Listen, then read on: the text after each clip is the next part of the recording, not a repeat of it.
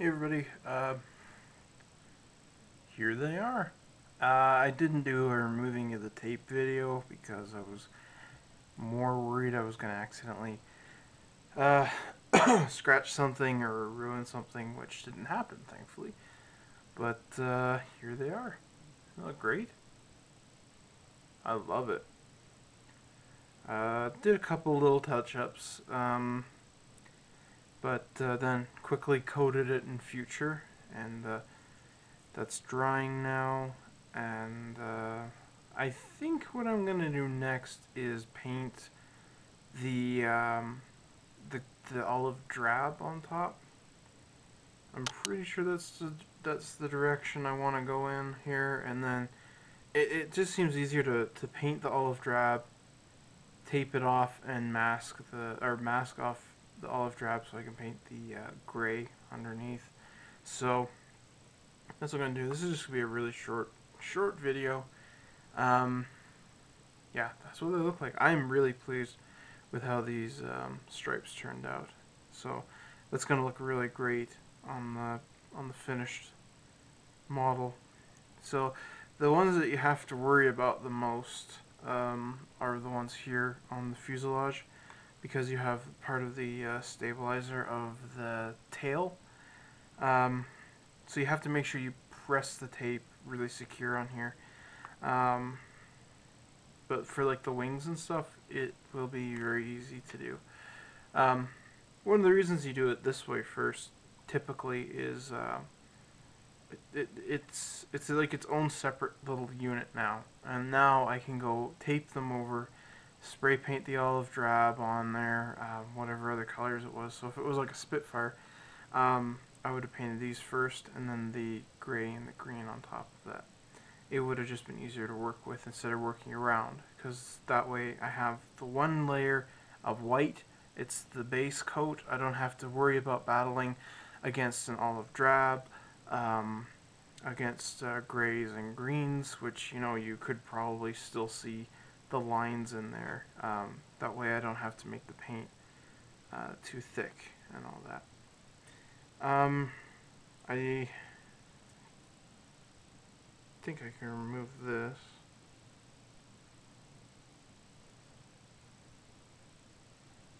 Yeah, I need to clean this up a little bit more.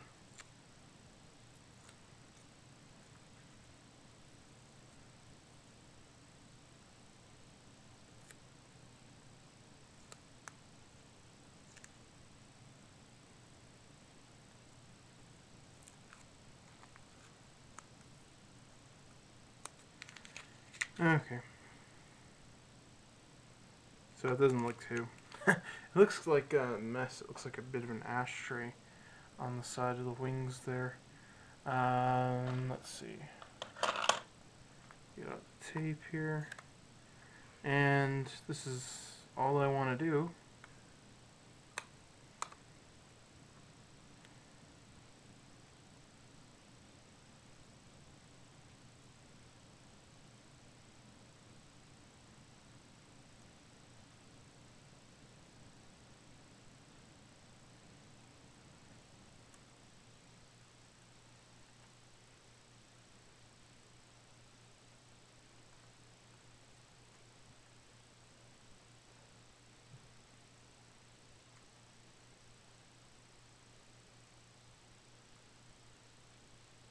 So press down really tight on the sides.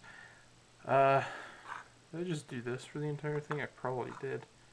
When you're hand painting this, it's so easy for paint to spill underneath this. So just be wary of that if you're doing this by hand.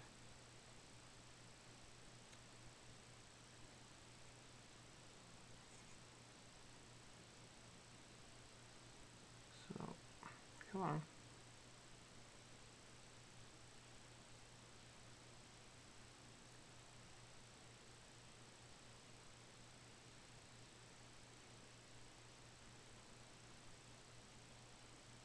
Press down tight.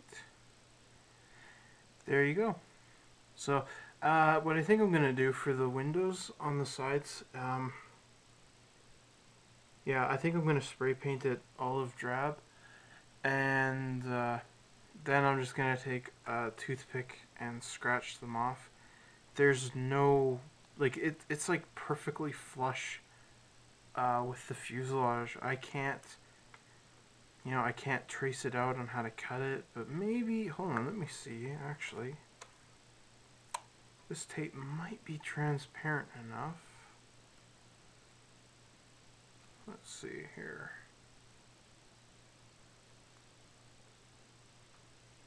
Oh, that's cool. Okay. So I am going to mask off the windows. If I hold it up to the light, there you can see they glow. Awesome. Okay. So I am going to have all the little windows cut out, masked off. Awesome. Okay. Problem solved. Yeah, now all I have to do is just tape this up and be very careful once I remove the tape that I don't peel it off too quick and could still rip out the future underneath there.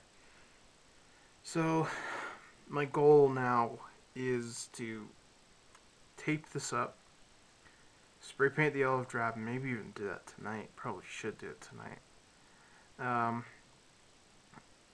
Then let that dry overnight. Spray paint the, or mask it off and spray paint the green tomorrow, or gray, on the underside. And, yeah. Then remove the tape kind of as quickly as you can, because the longer you leave tape, it can settle and can ruin the finish. You don't want that.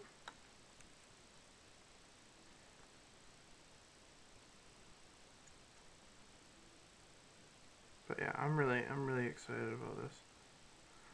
One thing I did find out is the D-Day C-47s had a different tail. This tail is incorrect. This is a very squared off one. Apparently that was like a later design. They were more rounded. But I said, who cares? I'm just going to leave it as is. I'm more than satisfied with it. I'm not going to be too fussy about all that. I looked at it and went, yeah, I could do it, but eh. Then I'd just be worrying about ruining it. I shaved off too much.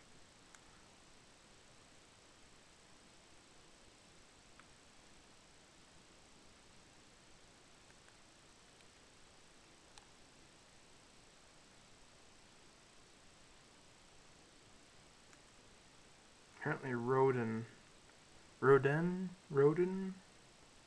models came out with one of these Skytrains in 1/144th scale. And I was just reading a couple of reviews about it, and it looks like a fantastic kit. I can see a lot of people,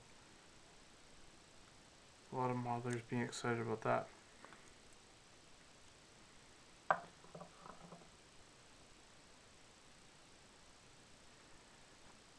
Okay.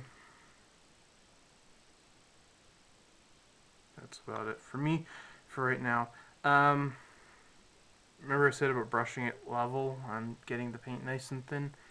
Yeah, I can barely feel any raised bits on there, and it looks nice and flat. I can't see the edges being too harsh, and I'm quite happy with it, actually.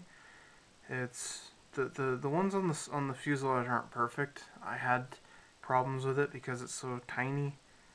I was kind of fumbling around with it and trying to get it, over this little bit of a neck there. So I did have problems with it, but I'm happy it's straight enough. It's kind of more of a thing that I notice it a lot more because I was the one who did it. But anyways, I'm going to mask off the rest of this, and I don't know how far I'll get before I film it again. I might paint the entire thing and then unmask it all and show you guys that. So anyways, thanks for watching, guys. I will see you in the next video, whenever that will be. However far I get. Anyways, see you later.